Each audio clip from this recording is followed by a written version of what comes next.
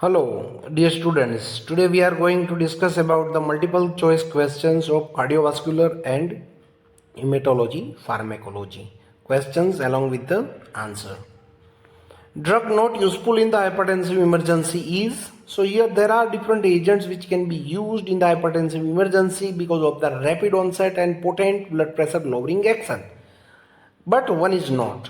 Hydralazine is a direct reacting vasodilator, very rapid onset of action. It can be used, even though it is not the drug of the choice, but it can be used in the hypertensive emergency. Nicardipine.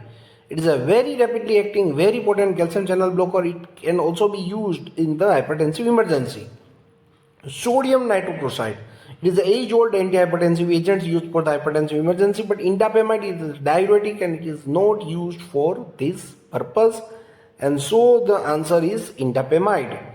Second is a 60 years old hypertensive patient and is on losartan and is post for the hernia repair surgery, and the antihypertensive drug should be. Now here there are different options, but one thing you have to understand is if a patient is hypertensive and he or she is on an antihypertensive agent, whichever is the agent, but if the patient is stable on that agent, then you have to continue that agent in the same dose.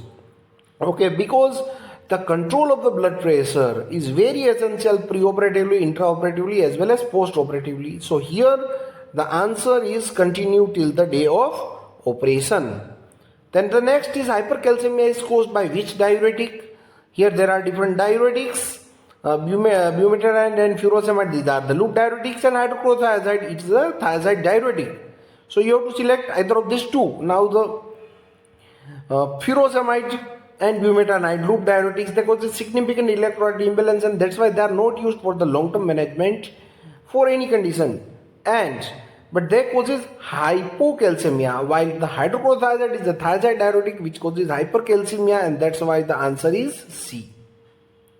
A 45 years old male which is diagnosed as having stomach cancer, and patient underwent the tumor removal surgery.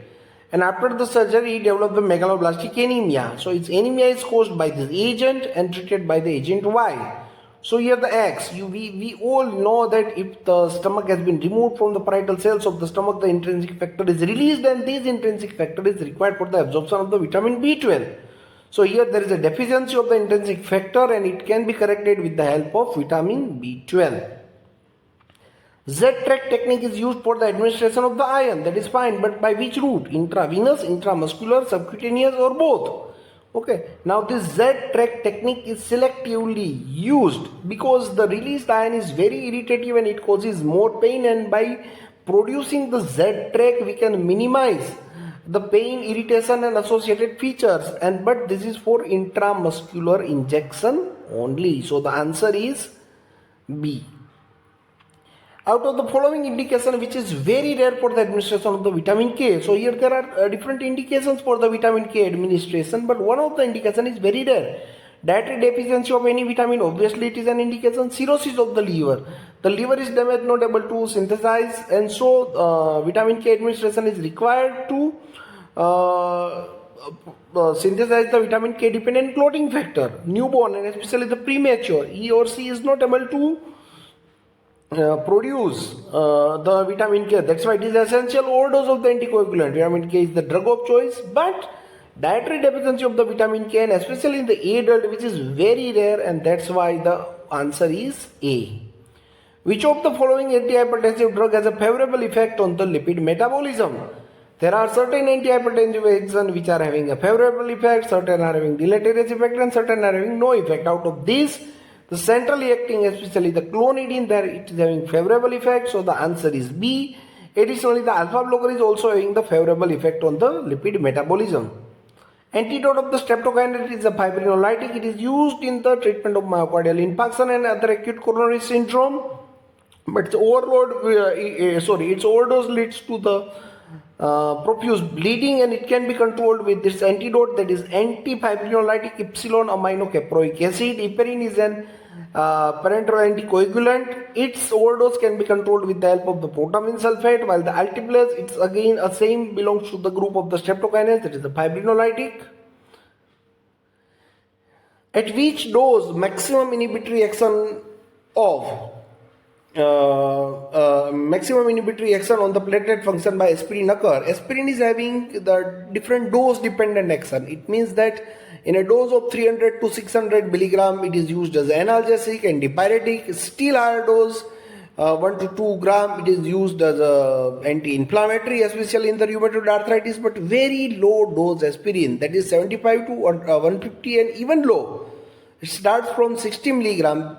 It acts as an anti-platelet agent, and the reason is that at a low dose it selectively inhibits the thromboxane A2, which is a pro-aggregatory, pro-thrombotic, which is having a no action on the PGI2, and that's why the answer is A. Spironolactone is contraindicated with. Spironolactone is a potassium sparing diuretic. So it spares the potassium. It means that it raises the plasma potassium level. So it must not be combined with any other agent which also increases the plasma potassium level. Because both hypokalemia and hyperkalemia both are very dangerous. And that's why the correct option is D, AC inhibitor. Because AC inhibitor also increases the plasma potassium level.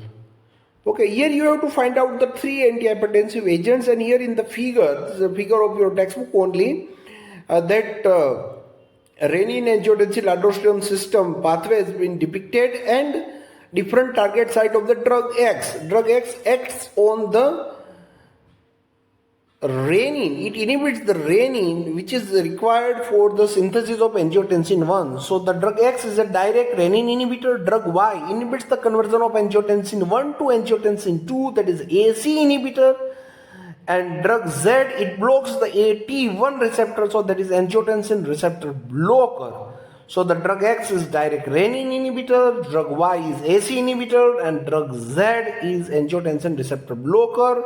So the answer is aliskiran, captopril and valsartan. Here you have to find out an antiarrhythmic agent based on its effects on the action potential on the ventricular muscle fiber. Here the most prominent action that you can see is there is a narrowing of action potential duration. If you just look very carefully, the action potential duration is significantly reduced with drug A in response to the control. Okay. Now, here you have to find, here you can use the formula that is also known as the formula of omission, quinidine. Quinidine, what it will do? Quinidine will actually paradoxically prolong the action potential duration. Amiodarone, it is a class 3 antiarrhythmic agents. It also prolongs the action potential duration. Sotalol, even though it is a beta blocker, but it is having a class 3 property, so it also prolongs the action potential duration. So the correct answer is C, lignocaine. Okay, and now a 33-year-old woman, and now she is pregnant. Which antihypertensive drug is absolutely contraindicated? So we must not give an antihypertensive agent which is having a proven teratogenic action, and that is angiotensin converting enzyme inhibitor, and that's why the answer is B, AC inhibitor.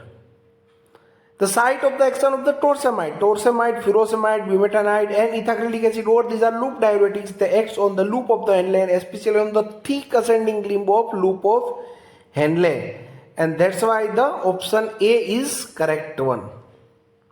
Now organic nitrates, you all know that it is having a predominant venodilatory action. But why this venodilatory action?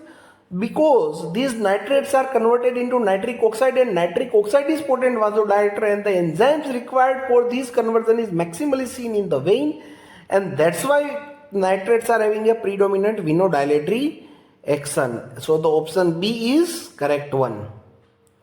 And now the following drug, here there are the drugs which are used in the CHF, but it is having a property to retard the progression of the left ventricular dysfunction and prolongs the survival. Now there are few agents which actually prevents the disease progression in CHF. These are beta blockers, AC inhibitors and spironolactone. So out of these, the options that are given, enalapril, that is AC inhibitor, it is the correct option. Okay? Because the digoxin, furosemide, everyone. These are only having a symptomatic improvement action, but they are not helpful to prevent the disease progression. Furosemide is helpful to improve the congestive symptoms. Digoxin, it's cardiotonic agents. Embrinone is an inodilator, but none of these agents prevent the disease progression. Calcium channel blockers are used in all except they are used in the angina. Yes. Arrhythmia, verapamil is used in the PSVT. Hypertension, yes, but congestive cardiac failure, no. So the answer is congestive cardiac failure. Drug of choice for cerebral edema. Here we require, it is an emergency condition, we require a sudden lowering of intracerebral pressure, and that can be achieved only with the help of the diuretic, that is osmotic diuretic, and that's why the mannitol is the drug of choice. Okay. Hypolipidemic agents that prevent the hypercholesterolemia by inhibiting the absorption. Here we require an agent which inhibits the absorption of the cholesterol from the intestine, and that is ezetimibe. Okay, locally acting agents, so no systemic adverse effect. So the answer is D, ezetimibe. And treatment of toxicity of the following plant. If you can look very carefully, it is a foxglove plant, and the agents that are pharmacological agents that are obtained are cardiac glycosides, digoxin, digitoxin.